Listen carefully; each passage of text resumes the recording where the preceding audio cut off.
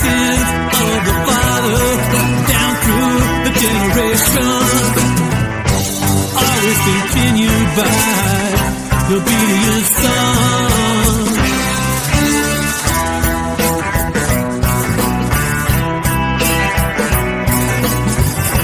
Man trains his children, emulate his wrath.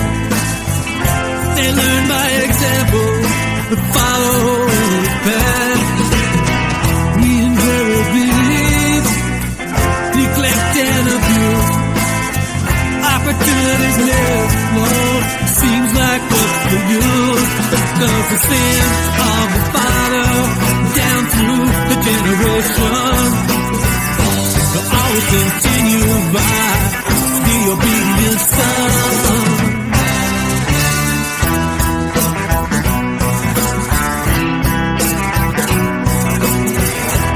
Deeds of the nation, mistakes of the past, ashamed of the guilt, how long does it last?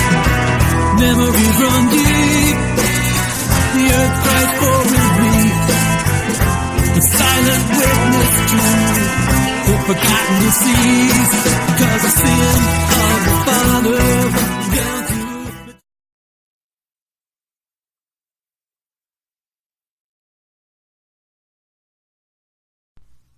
Hola, ¿qué tal, compañeros? Esta vez me toca exponer mi experimento de energía eólica en un ventilador de una fuente de computadora ATX. Y como podemos ver, aquí tengo el multímetro analógico, y como pueden ver lo conectamos a lo que va a producir el ventilador. Lo que ocupamos es una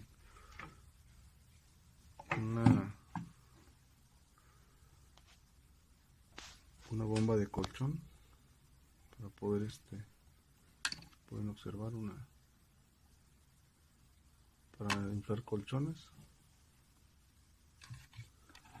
Lo que sí va a tener que hacer ruido, porque aquí vamos a poder ver que va a prender el foco LED. Bueno, vamos.